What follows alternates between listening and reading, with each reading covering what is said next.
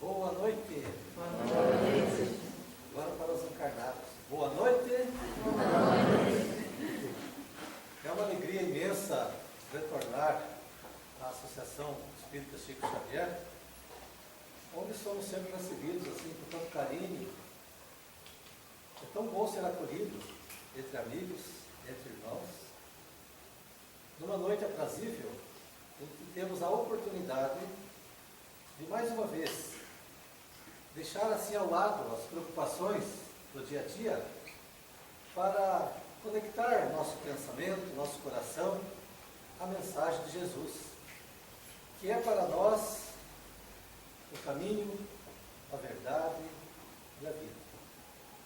Todos nós que habitamos temporariamente no corpo físico somos espíritos milenares e imortais em trânsito pelo educandário terrestre.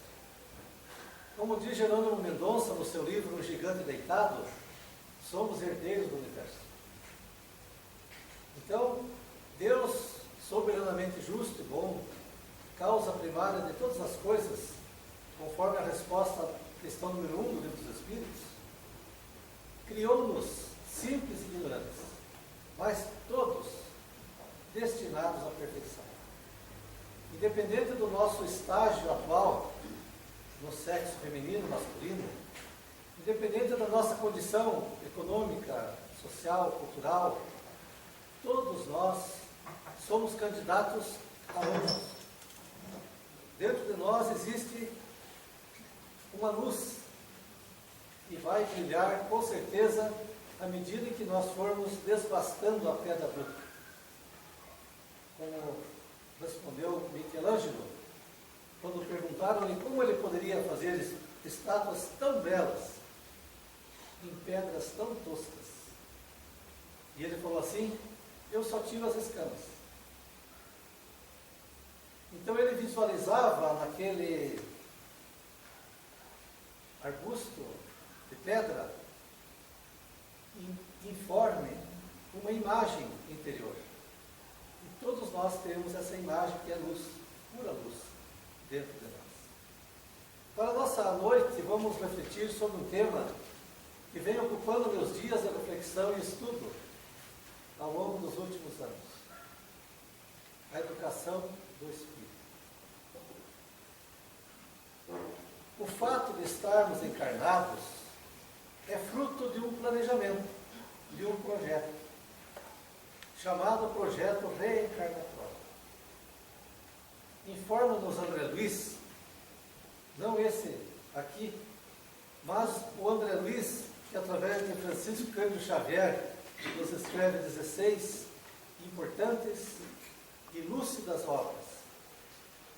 No livro 2, Os Mensageiros, capítulo 3, quando ele chega na colônia e encontra num dos edifícios que ele relata como sendo o mais belo, chamado Centro de Comunicação. E ele vai então conhecer os serviços que ali se realizam. E ele faz uma pergunta ao seu mentor espiritual, Taurus: mas esse centro trata apenas das comunicações daqui para a Terra e para outros núcleos próximos à crosta? E o instrutor responde: não, André. Aqui preparam-se os espíritos para a encarnação. Equipes de geneticistas estudam o mapa de necessidades reencarnatórias para definir qual corpo físico o espírito vai ocupar quando na Terra. Feminino, masculino, mais alto, mais baixo, adequado à necessidade evolutiva. E estes espíritos partem para a Terra, muitos com projetos na liderança cultural, musical, religiosa, política, para impulsionar o progresso na Terra. Isso ocorreu em 1948. E André Luiz fica estático, espantado, impressionado, e diz: então, a Terra está muitíssimo adiantada. Pelo número, são milhares que partem para a Terra em missões. Ser mãe, ser pai, professor, músico. Aí o assistente diz assim: entretanto, André, você não ponderou que partem daqui para a Terra milhares preparados para as mais diversas atribuições. Mas muitos chafurdam-se no lamaçal da ilusão humana. Muitos se transviam usando o livre-arbítrio e alterando a rota. Porque Deus nos criou com essa faculdade de arbitrar, de fazer escolhas, de optar. Vocês hoje fizeram uma escolha e vir para cá, mas é provável que surgiu N outras opções, outras atividades, outros convites, mas vocês optaram vir para cá. A vida é o fruto das nossas escolhas. Que bom que vocês escolheram vir para cá, porque assim eu posso ver vocês aqui hoje. Então, o espiritual nos informa, André Luiz, que lamentavelmente muitos não têm desperta consciência para o dever a que se submeteram, se comprometeram a realizar. Muitos pais abandonam esse projeto reencarnatório da família, que é a base de toda a sociedade humana. Muitos utilizam das profissões em benefício próprio, ao invés de fazer o bem coletivo. Por isso, então, nós trouxemos para esta noite esse tema, educação do espírito. Independente da função que você exerça na sociedade humana, independente da condição que você se encontre nesse momento, você é um espírito milenar, herdeiro do universo, em trânsito pela Terra. E vai chegar um momento, pode ser daqui a um ano, 10, 20, 30, no calendário humano, que nós vamos retornar. E aí, nós vamos rever o plano, a rota que nós estabelecemos e observar até que ponto nós seguimos esta rota. Então, o Espiritismo, meus irmãos, como sendo o Consolador prometido por Jesus, vem nesse devido tempo trazer a verdade. E é Jesus que diz: conhecereis a verdade e ela vos libertará. O Espiritismo desenvolve para nós a parábola do Cristo. Quando ele dirige-se aos homens do campo e fala na parábola do semeador, dizendo: eis que um semeador saiu a semear. Algumas sementes caíram à beira do caminho e foram pisoteadas. Outras caíram entre espinhos. Logo que nasceram, foram abafadas. Outras caíram entre pedras. Não havia ali terra fértil. E logo que nasceram, murcharam. Mas houve sementes que caíram em terra fértil e que produziram umas 30, outras 60, outras 100 por um. E o povo se maravilhava na mensagem luminosa do governador espiritual da terra, que veio em pessoa circular entre os judeus, fariseus, para difundir a bússola norteadora dos passos de cada um de nós. Hoje entendemos, interpretando cada palavra desta parábola extraordinária, que a semente era a mensagem do Cristo. Ele veio semear, mas muitos de nós, à beira do caminho, não damos a atenção devida, porque estamos em direção contrária, oposta muitas vezes. Quando a mensagem chega no nosso coração, mas encontra-nos com orgulho, vaidade, egoísmo, é como pedra, que não permite que esta mensagem, esta palavra, desenvolva-se, cresça, produza. Quando os interesses mundanos são maiores, esses interesses abafam a mensagem do Cristo, como espinheiros. Mas quando nós abrimos nosso coração, quando nós conseguimos conectar com o Cristo, abrindo canais de sintonização, nós passamos aí a entender e vivenciar, junto àqueles com os quais convivemos, a começar pela família, nosso compromisso maior, e nos transformamos em agentes de mudança, entendendo que é dando que se recebe, que é perdoando que se é perdoado.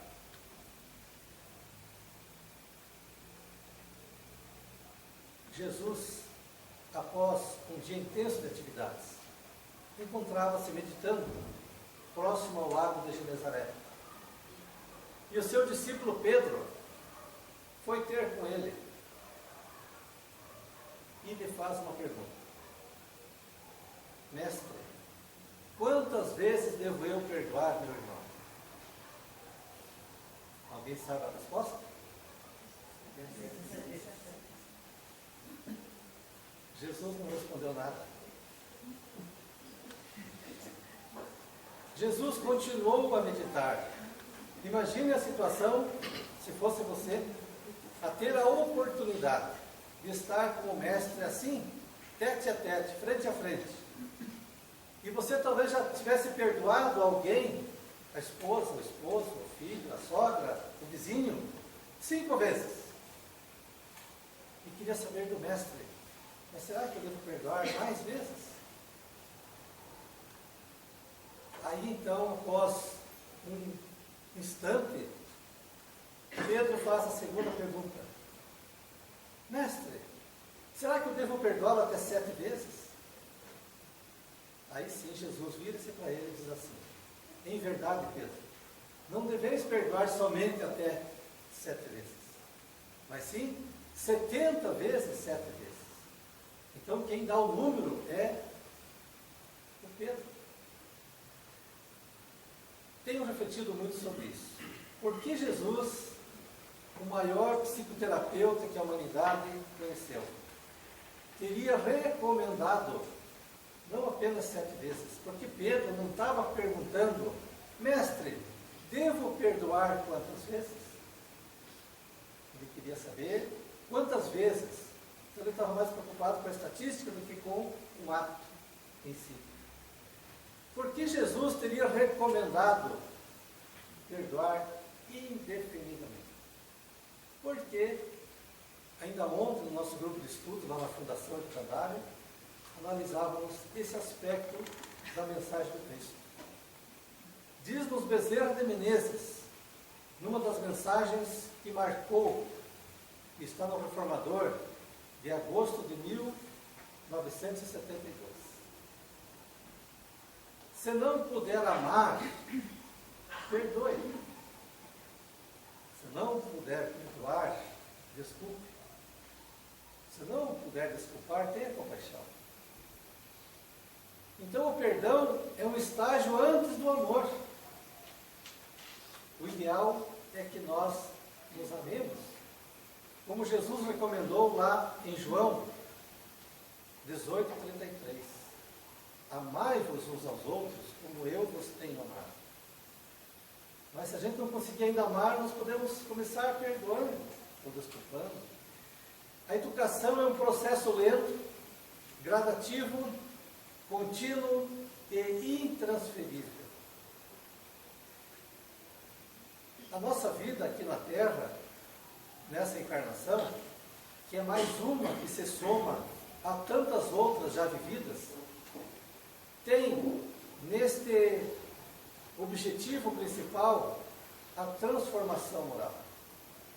Para que nós, espíritos milenares, possamos trabalhar nossas memórias ainda cristalizadas por atos equivocados de muitas encarnações e sobrepor sobre estas memórias novas experiências.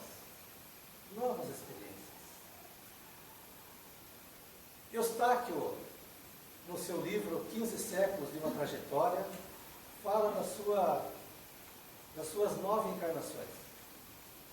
Em 1500 anos, esse espírito teve 9 encarnações. Ele demorou 5 encarnações só para vencer uma tendência negativa do espírito, tendência belicosa. Claro que aqui ninguém tem essa tendência, graças a Deus, né? Tem a tendência de provocar guerra, seja pequena, intriga entre pessoas ou guerra entre nações. Ele tinha no espírito essa tendência de incitar a violência. Tanto é que em 1792, em agosto, ele foi o que organizou a Noite de São Bartolomeu. Quem já leu o livro sabe do que eu estou falando. Onde sugestionou a rainha de Médici convidar os luteranos para virem num jantar no palácio. E quando todos entraram, o exército dizimou todo aquele povo. Olha o espírito belicoso que o acompanhava. Na sua quinta encarnação, a espiritualidade resolveu encarná-lo na Amazônia, entre os índios, para ver se lá ele conseguia. Aos 18 anos, a equipe encarregada da sua encarnação foi visitá-lo. Lá estava ele convocando os líderes das tribos para derrubar o pajé. Era terrível. Na sua sexta encarnação, nasceu paraplégico. Aí sim não conseguiu. E durante a encarnação toda, vinha em sua mente os quadros mentais das suas experiências, como pesadelos desesperadores. E na sexta encarnação, que aconteceu no ano de 1925, ele, aos 18 anos, foi para a guerra, agora como enfermeiro. E participou da Segunda Guerra Mundial, socorrendo soldados machucados, deformados, amputados, e aí sim ele entendeu o que é o amor. Então é muito interessante nós pensarmos nisso agora e identificar, nos perceber as nossas tendências e trabalhar para corrigi-las. Diz-nos o Espírito Bezerra de Menezes que toda aflição, todo vício, todo sentimento mau é motivo de sofrimento. Todo sentimento mau, toda aflição nos faz sofrer. E que toda virtude nos faz sentir bem. Então, como somos seres pensantes, é o Espírito que pensa, conforme a pergunta número 70 do Livro dos Espíritos, é o Espírito que pensa, desenvolvamos o nosso raciocínio em cima da realização das coisas que nos tragam alegria, prazer e satisfação. Não só o que dá prazer, porque o prazer é um estágio temporário. O prazer passa, a satisfação fica. Quando Paulo, na prisão, escreveu uma das epístolas aos Coríntios, ele escreve assim: tudo me é lícito, no pensar, no falar e no realizar, mas nem tudo me convém. Então, nós somos livres realmente para fazer o que nós quisermos, mas a partir do conhecimento espírita, nós somos livres para fazer o que devemos. Vejam a diferença. Fazer as coisas com consciência. Educar-nos no pensar, no sentir, no agir, para realizarmos o melhor ao nosso alcance. Tales de Mileto, que viveu 600 anos antes de Cristo, um dos filósofos mais antigos, não escreveu nada, porque na época não tinha como escrever. Mas os seus ensinamentos foram passando de discípulo para discípulo, chegando nos tempos atuais. Esse espírito tinha um poder de síntese extraordinário. E ele disse assim: só 3 coisas são necessárias à felicidade humana. E sintetizou cada uma delas em 2 palavras. A partir de hoje vocês vão ver como é fácil ser feliz, de acordo com a visão de Tales de Mileto. Há 2.617 anos atrás ele diz assim: 3 coisas. Consciência tranquila. Fácil, né? coração pacificado, sem mágoa, sem ressentimento, e conduta reta. E é dele a frase, conhece-te a ti mesmo.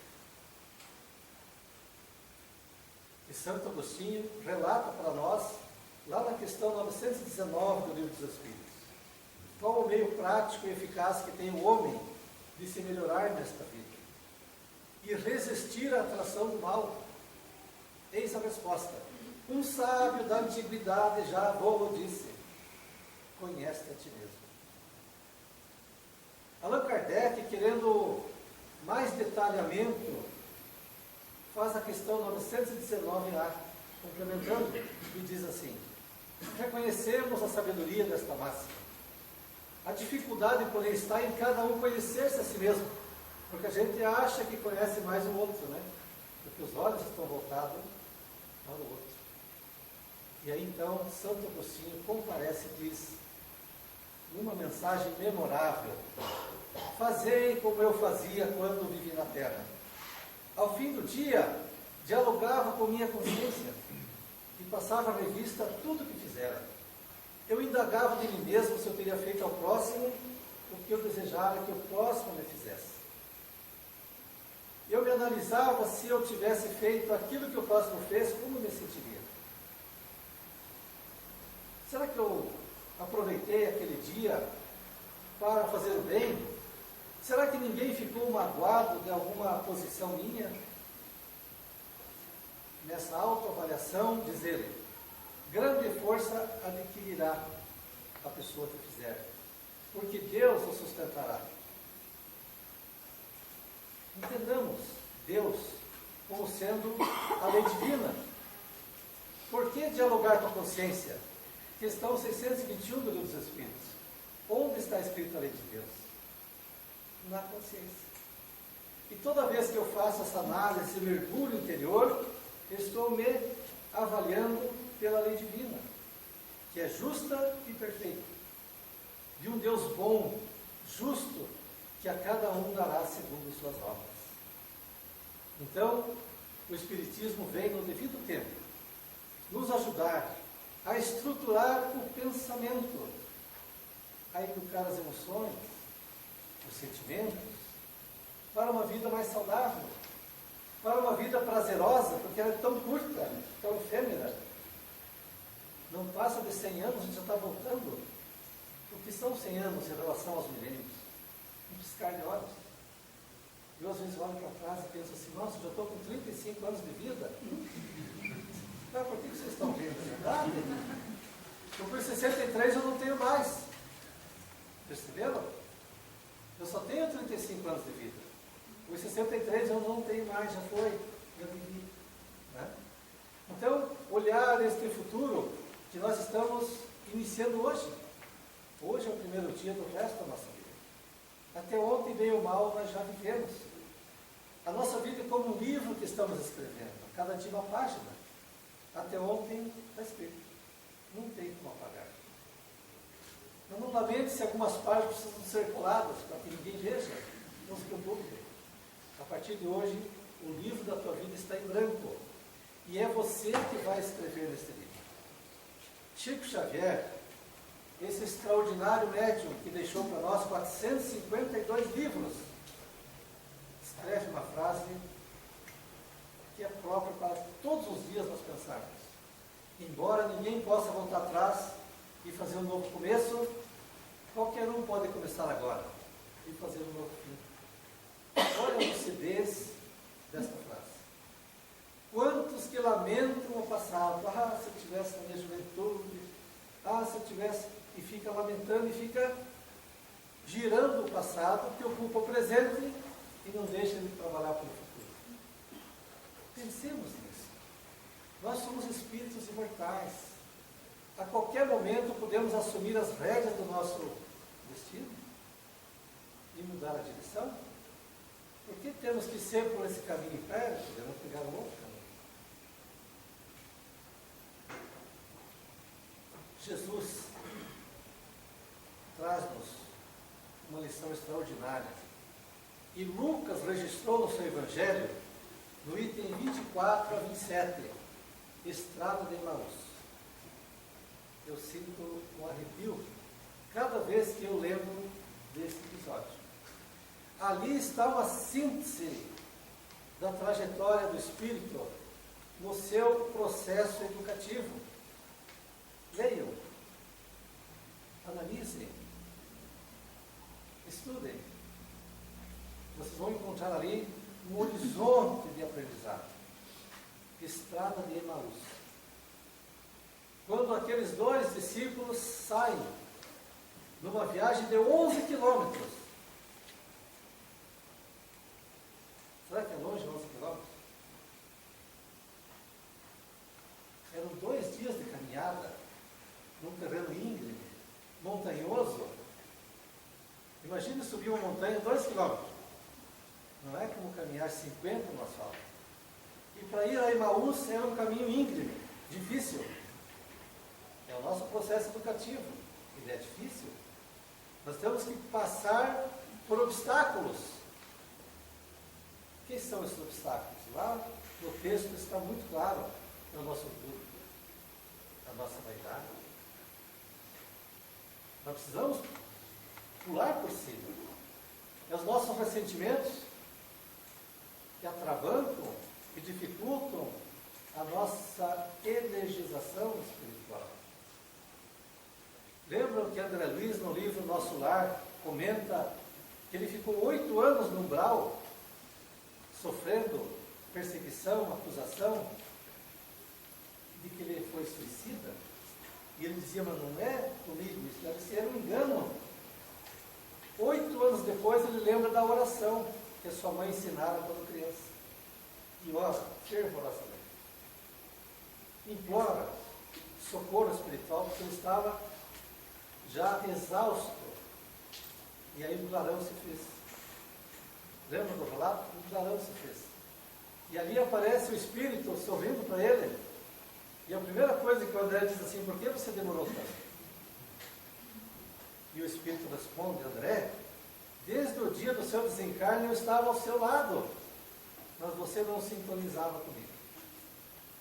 Então, quando ele faz a oração, abre-se a sua mente, ele consegue então perceber um novo cenário, e ele é conduzido agora para o atendimento.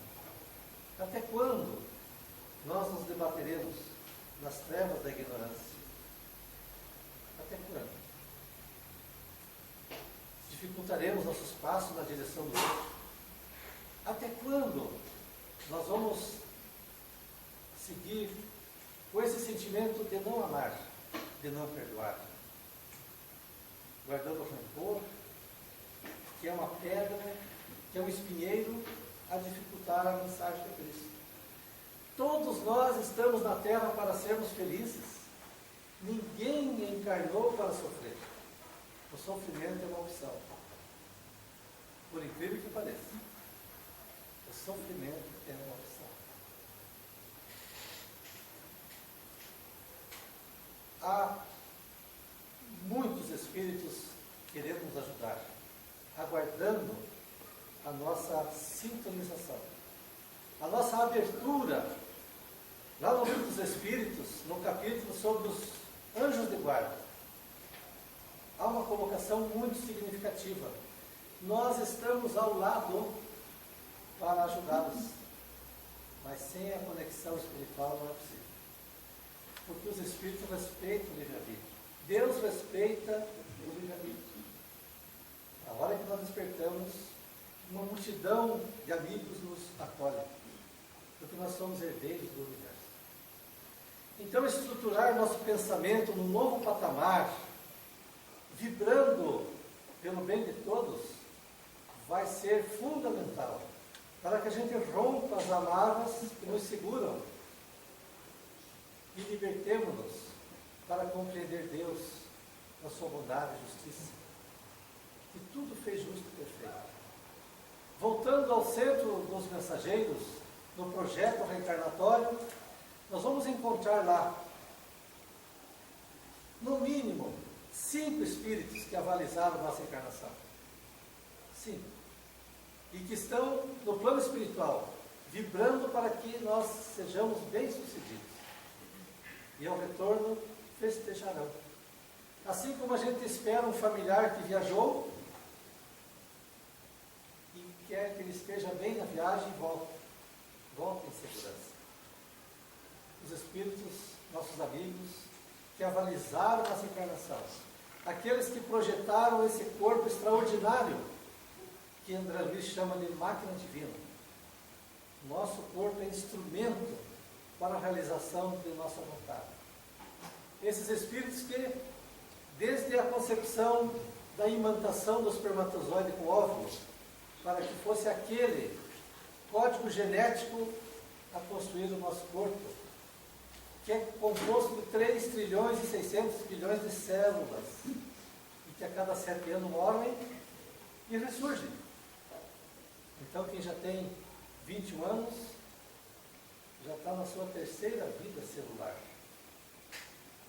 Quem tem 42, já passou por 6 períodos de vida celular. E André Luiz vai descrever, lá no livro Missionários da Luz, esse instrumento extraordinário, que muitas vezes nós não temos adequadamente. E lá no Evangelho segundo o Espiritismo, cuidar do corpo e da alma. Os Espíritos nos recomendam atenção especial com esse aparelho. Assim como nós cuidamos do carro, não colocando óleo diesel se ele é movido a gasolina. Nós observamos com cuidado qualquer barulho e vamos à oficina. Que possamos observar também o nosso organismo físico, que é um instrumento da alma, do espírito nessa encarnação.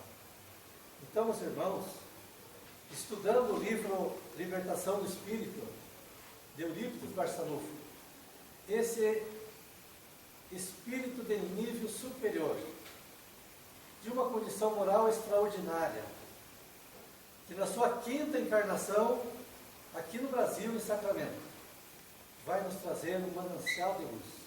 Sua primeira foi como marca entre os essênios contemporâneos de Jesus. Depois, ele reencarna como Lavater, contemporâneo de Pestalozzi, dando a Allan Kardec, naquela época, lá em 1825, as bases educacionais, que vai instruir o Léon Hipólito Denizar de Vaio a escrever na França, em 1835, o Tratado de Matemática e Aritmética, com experiências colhidas enquanto lá em Yverdon, na Suíça. Depois esse espírito vai reencarnando, chegando aos dias contemporâneos em Sacramento, como Eurípides Barçanufo. E neste livro aqui, que é motivo de estudos para nós lá na Fundação do Canário, ele traz uma colocação, eu vou pedir licença para ler, de tão profunda que é. É preciso compreender, diz ele, que a libertação do espírito, em especial a dos espíritas, por que será que ele fala em especial a dos espíritas? Só irá acontecer quando se conseguir desenvolver em seus pensamentos um novo modo de ação. Um novo modo de ação. Este modo de ação é a prevalência do amor no coração de cada um. Não se liberta sem o amor, sem a bondade, sem a caridade. Este é o primeiro passo. Quando se fomenta no coração dos espíritas a necessidade imperiosa da prática do amor sublime, do amor carinhoso, onde todas as situações vividas pelo espírita devem passar pelo cadinho dos sentimentos da bondade e da caridade. Então, meus irmãos, para o doutrina espírita, fora da caridade não há salvação.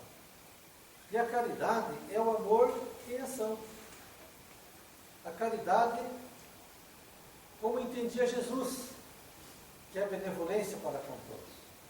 É a indulgência para com as faltas alheias e é o perdão das ofensas. BIP, BIP, benevolência, indulgência e perdão. O que levou, como nós sabemos, Paulo, quando ia a Damasco, ainda com o nome de Saulo, perseguindo os cristãos, e tinha por missão prender Ananias. E ao meio do caminho, ele escuta na acústica de sua alma aquela frase que todos vocês já sabem, né? Saulo, Saulo, por que me persegues? E literalmente ele cai do cavalo e fica por um instante com a sua vista totalmente nublada, cega. Mas no mesmo instante a sua alma é tocada pela vibração daquela palavra, Saulo, Saulo, por que me persegues? E ele reconhece o Cristo. Porque ele havia no seu projeto reencarnatório se comprometido a colaborar com Jesus na difusão do seu Evangelho. Mas entrou para o exército romano e acreditava defender Roma, prendendo os cristãos. E no mesmo instante ele diz assim: Senhor, o que queres que eu faça? Então é o exemplo de conversão instantânea. Ele desperta em espírito e a partir dali muda seu nome de Saulo para Paulo. Porque Saulo significava aquele que veio para ser servido. E Paulo, aquele que veio para servir. E é Paulo que escreve na sua epístola aos Coríntios, no número 13, sobre a caridade. É um texto sublime. É um texto que exprime o sentimento dele com relação a essa prática da caridade. Quando ele diz assim: se eu falar a língua dos homens, e olha que são tantas, né? E também a língua dos anjos, que são outras tantas, e não tiver caridade, serei como um sino que tine. Um sino lá tinindo. Não muda nada. Se eu entregasse todos os meus bens aos pobres e não tivesse caridade, de nada valeria. Se eu entregasse o próprio corpo em holocausto e não tivesse caridade, que valor teria? E complementa: a caridade é branda, a caridade é benéfica, é benevolente, a caridade é a paz interior, a caridade é a entrega. Não o dar, mas o doar-se. E através desta visão que Paulo coloca aos Coríntios, nós podemos pensar nos dias atuais.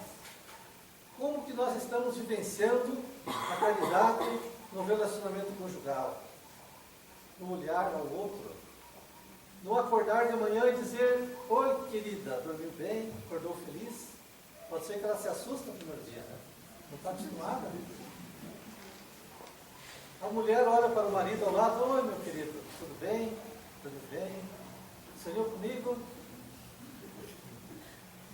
Ao chegar do trabalho, o abraço, o beijo carinhoso, o abraço ao filho, à filha, à nora, ao genro, ao sogro, à sogra.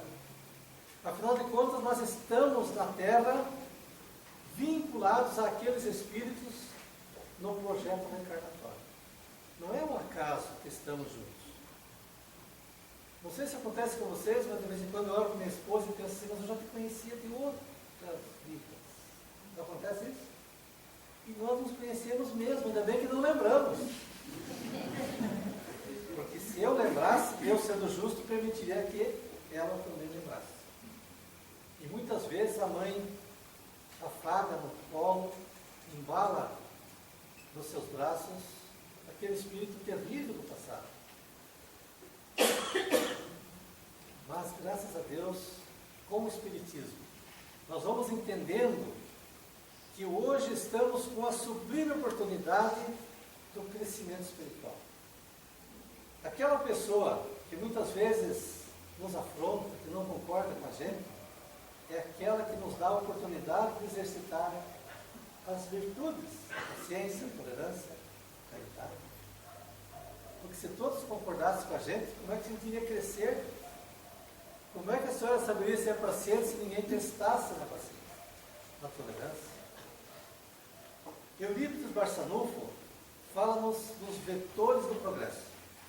As situações adversas são vetores que nos proporcionam desenvolver habilidades, crescer. Mas o que faz, muitas vezes, as pessoas, não vocês em São Bento, mas em muitas outras cidades, é fugir do compromisso, fugir da situação. Está difícil a relação, vou sair fora. Conta-nos Hilário Silva, no livro Almas em Desfile, que uma senhora, muito sofrida com seu marido, isso não acontece aqui, mas lá acontecia. Ele não era compreensivo, ele chamava ela só de coisa.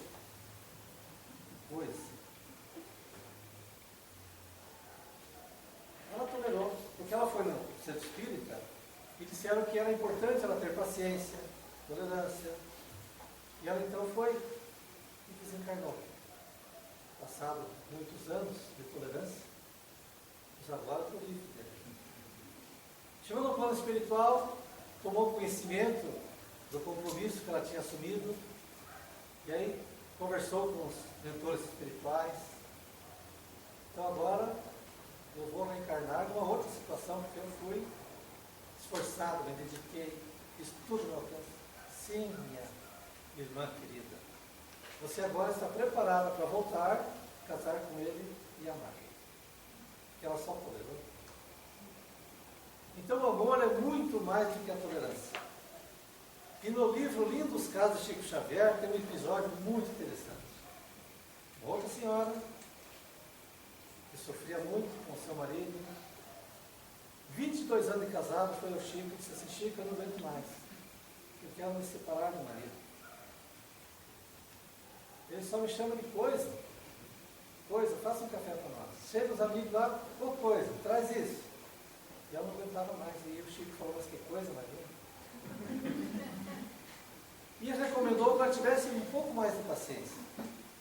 Talvez não seria muito mais do que 60 anos, porque são 60 anos em relação à eternidade.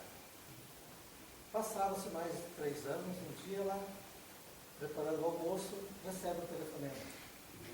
E do outro lado da linha era o marido. Querida, ela desmaiou. Nunca tinha chamado de querida. Hoje você não precisa fazer o almoço. Se prepare que hoje faz 25 anos que nós casamos. Ele não lembrou nem um ano do casamento, nem do aniversário lembrava, mas aquele dia ele lembrou. Chegou em casa com um buquê de flores e lá foram almoçar. Ela chorou muito e disse para ele: há 3 anos eu estava decidida a me separar de ti. Fui falar com o Chico Xavier e ele me recomendou que quando eu tivesse vontade de falar palavrões para você, que botasse um pouco de água na boca. Segurasse, tivesse paciência. E hoje você demonstra que você me ama. E foram conversar com o Chico. Foi uma conversa muito agradável e ele se conscientiza do projeto reencarnatório, fundam um centro espírita e estão lá em Uberaba, provavelmente ainda trabalhando pela doutrina. Então, meus irmãos, educar o espírito é nós percebermos que o bem está ao nosso alcance, que as virtudes que desenvolvermos vai clarear nosso raciocínio, vai tornar mais leve a encarnação. Quanto mais amor, menos ódio, menos rancor. Quanto mais nós conseguirmos olhar aqueles que estão em nossa volta e com eles construir um amanhã melhor, com certeza estaremos contribuindo para o bem-estar da Terra, que passa por um período de transição. Um período muito difícil para o espírito encarnado, porque os apelos da mídia, os apelos comerciais, do materialismo, são muito fortes e que muitas vezes nos levam a pensar que é ter coisas que seremos felizes.